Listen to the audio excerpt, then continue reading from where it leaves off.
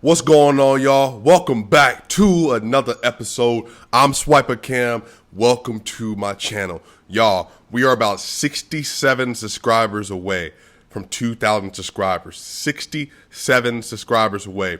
Hit that subscribe button. Hit the subscribe button right now. Let's get to 2,000 subscribers by the time the day is over. I just got done watching the Denver Nuggets playing against the New Orleans Pelicans on March 21st, 2021, and the Denver Nuggets lost 113 to 108. And I have to say, to me, it bothers me. It bothers me that the NBA, the way that European players play, because of the way that, again, with Jokic, the way his body looks, the way that he moves, the way he shoots the ball, the way he is in the paint, how he plays with a lot of finesse. But again, not weakness, but finesse. He just knows how to get to his spots. Because the way Jokic plays, he doesn't get a lot of foul calls in shooting motion. He gets a lot of foul calls when he's not shooting the ball, but when it comes to shooting motion, he gets nothing. Even tonight, MPJ drove to the basket several times, nothing. Jamal Murray, nothing. Tonight, the Denver Nuggets, a top 5 seed in the NBA, a team that made it to the Western Conference Finals, featuring an MVP candidate, the leading MVP candidate, Nikola Jokic, featuring an all-star caliber, all-NBA caliber player in Jamal Murray, featuring an up-and-comer in MPJ. This team shot 10 free throws today against the New Orleans Pelicans, who are terrible. They have 18 wins on the season, I believe. They shot 30 free throws, 30 of them. By himself, Zion Williamson shot 14 free throws today. 14 of them. Now, once again, Zion plays very aggressive. He backs you down. He shoots over his right shoulder. He's going to get to the basket. He's averaging 19 points per game in the paint. He is like 19.4. I think Shaq in his heyday averaged like 19.9, 19.7. Zion is right there. He literally only scores in the paint for the most part. But when he gets in the paint, he's a monster. He's a bull in the china shop. He's big. He's huge. And so, again, I understand why he gets the foul calls, but even Brandon Ingram got 6 free throws tonight. And there were 3 times, he got 3 free throws to the end of the game that changed the outlook of the game, because the Denver Nuggets got 2 lane violations. They got a lane violation, Jamal Murray, Will Barton, and then they got a lane violation with Nikola Jokic trying to box out Steven Adams. And because of that, he missed 2 back-to-back free throws, and then they got another one, made it, and it changed the complex of the game. And then when the Denver Nuggets got the ball back, they were down 3. Jokic missed a rare three-pointer to tie the game up. Jamal Murray missed another three-pointer, and then basically from there it was a wrap. So it was extremely frustrating to watch this game for many reasons. Steven Adams was getting boards. He had like 11 boards in the first half. Offensive rebounds galore. He wasn't even necessarily grabbing them. He was just tipping them and knocking them back out. So they got the reset possession. They got to shoot again multiple times. On the night, the New Orleans Pelicans shot 48% from the field, 29% from the three-point line. The Denver Nuggets, on the other hand, shot 50% and then shot 35% from the three-point line. They shot 34 three-pointers and shot 88 times overall. The Pelicans only shot 85, only made 48. But once again, there was a 20 free throw difference in this game. 20 free throw difference. And there was a 15-point difference in free throws in a game that the Denver Nuggets lost 5-5. Wildly frustrating. Wildly frustrating to watch this. So how do you have a player who has been dominating, first-team All-NBA 2 years ago, second-team All-NBA last year, to a forward, because they put a forward in the center spot. That's why Jokic didn't get first-team All-NBA last year. And then you get this year, where Jokic has clearly been the best player in the NBA, leading in PER, leading in win share, leading in win shares per 48, leading in box plus minus, like top 10 scorer, number 7 overall in box plus minus right now, setting the all-time PER record. All the things that are happening right now. His win share is like .310, which is outrageous. He still doesn't get the respect from the referees, and like he's even talking to him, like he's getting pushed, he's getting hacked. Nothing. So it changes so much. It changes so much watching it happen so frequently for Jokic. And so here we are. The Nuggets only had 15 turnovers tonight. They only had 15 turnovers, and they still lost by 5. Will Barton, 36 minutes, 16 points, 6 assists, 3 rebounds. He was 7-19 from the field, only 2-9 from the three-point line, but he was a +3. Michael Porter Jr., 35 minutes, 17 points, 9 rebounds, 7 of 14 from the field, 2 of 5 from the three-point line, 1 of 2 from the free throw line. He was a +4. Nikola Jokic, 35 points tonight, or 35 minutes tonight, 29 points, 10 rebounds, 10 assists, 13 of 19 from the field, 3 of 4 from the three-point line, 1 block, 1 steal, 5 turnovers.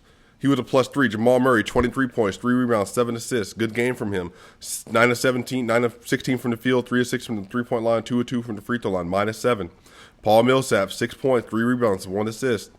2 of 4, 1 of 2, 1 of 2, 2 steals, +3. The starters were all pluses,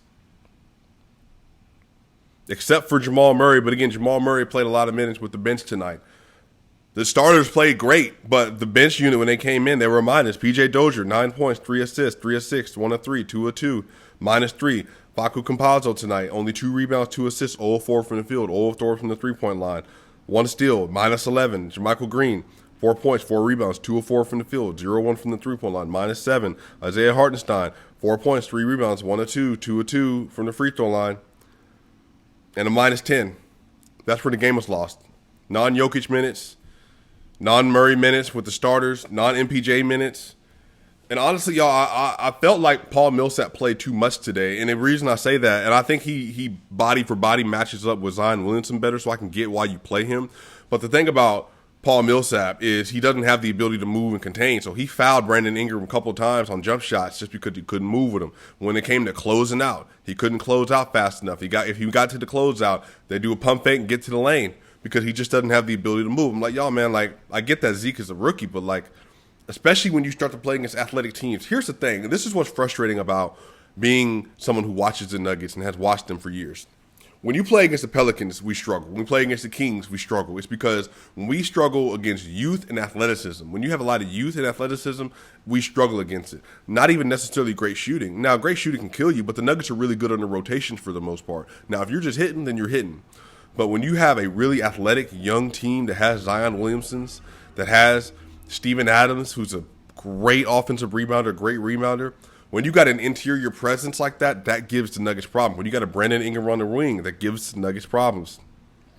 Tonight, Brandon Ingram was 11 of 23, not great, 2 of 7, not great, but he was 6 of 6 from the free throw line. Really, he missed that, but they got credit for it anyway. Again, Zion Williamson only shot the ball 13 times, shot 14 free throws. Nikola Jokic tonight didn't have any free throws. Paul Millsap had 2 free throws. Jamal Murray had 2 free throws. Will Barton had 2 free throws. It's like, what? Like, I don't understand. How do you have a player who's the best center, best big man, best player in the NBA, who's always near the paint, unless he's doing a dribble handoff, but when he gets in the paint, I mean, he's going up for jump shots, he's going up for layups, and he has no free throws the entire game? But you give a second-year player 14 free throws. It's just the way that the Denver Nuggets are refereed. It's wild to me. It's just outrageous. It's outrageous. I mean, ticky-tack fouls. Just ticky-tack fouls against the Pelicans.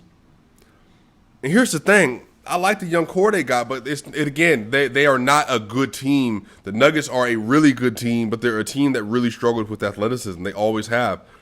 And now they're a half game behind the Trailblazers in the 6th seed again, which really doesn't matter. But now they're a game and a half behind the Clippers. So the Nuggets are still going to keep climbing, man. But it's just so frustrating because there's not a lot of margin for error right now in between the 4th and the 6th seed. So being in this situation and then watching the Trailblazers continue to put up wins somehow, even though they have a negative point differential on the season. Negative point differential on the season, but they're still winning games. The Clippers have an awful defense this year. They're still winning games because of Kawhi Leonard and because of Paul George. So it's just frustrating, man. It's just frustrating. I don't like watching basketball like that. I don't like watching basketball when it comes down to free throws like that because it's frustrating. And oftentimes, especially when you're watching the Nuggets are not on the other side of that. We don't get the ghost calls. I do think at some level, there are superstar calls, but it's like LeBron gets them. I know it gets them because we saw that in the playoff last year. I mean, I saw even Melo get them at times, but we have a center. Like, it'd be different if we had a point guard like Steph Curry. Steph doesn't get free throws in a physical game. Like, he plays on the perimeter. But Jokic, What is it about his body? Like, what is it about the way that he looks that says to the referee he's not getting fouled today? And again, man, the Nuggets lost this game because they lost the game. So ultimately, you can only blame them. But again, it's not like they had created. But here's the problem too. The Pelicans had 45 rebounds. They had 14 offensive rebounds. So you lose the rebounding battle, it's a problem. The Denver Nuggets had 28 personal fouls to the Pelicans' 12 fouls. So when you shoot 20 more free throws, you win the rebound battle by 8 offensive rebounds, 4 offensive rebounds, 8 rebounds in total. They had 2 more blocks, and they had 16 less personal fouls. Yeah, you're going to lose the game more than likely in a close game because the Denver Nuggets offense wasn't even great tonight. But again, it may be because of stoppage, because there's so many fouls. Maybe the pace of play was just slower. I mean, usually the Nuggets are putting up anywhere between 95 to 100 shots a game. Only shot 88 today. That was just frustrating. That was just a frustrating game to watch. At one point, Will Barton, and again, I need to address this because Twitter can be toxic sometimes, and I know that Will Barton's not the most popular player amongst a lot of folks, but I said on Twitter that Will Barton at one point had shot the ball 16 times, and Jokic, Murray, and MPJ had only been shooting around 10 shots. I'm like, that can't happen. You just can't have your fourth best player shooting the ball 6 more times than an MVP, All-NBA caliber player, and then an up-and-coming All-Star, soon-to-be All-Star player. And people on Twitter were just like, man, that's why we need to get rid of Will Barton, yada, yada, yada. I'm like, look, y'all, the only reason I would ever get rid of Will Barton is for like an Aaron Gordon figure or something like that. But Will Barton, he is loved on this team. The Nuggets, the players, the front office, the coaches, they love Will Barton. Will Barton is not a problematic person. Now, he makes some mental mistakes, but again, everyone does. He's not playing great. His PER is like 13 this year or something like that. So, he's not playing spectacular. But Will Barton gets a lot of flack. And so even when I posted something on Twitter, I'm just like, see, that's not what I meant. Will Barton, and if the offense is cascading to where Will Barton is shooting 16 shots and everyone else isn't shooting as near as much, that's a problem in the flow of the offense. That's not and again, Will Barton was open a lot. So again, 2 of 9 from the 3-point line. If Will Barton shoots 40% from 3 today like he does on the season, and he hits 4 of 9, even 5 of 9, the Nuggets win the game. That's just what basketball is. Basketball is an accumulation of made and missed shots. An accumulation of fouls, missed calls, breaks. There are 4 turnovers today on fast breaks. The Pelicans, they stopped 4 fast breaks today. Jokic had 5 turnovers today.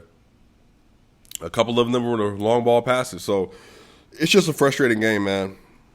But again, I can't really trip. The Nuggets they've won, let me see their schedule. So the Nuggets since March, 1, 2, 3, 4, 4-1, 7-1. They're 7-2 in March, which is great. They're 7-2 in March.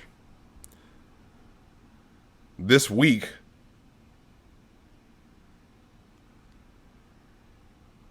they're 7-2 in March.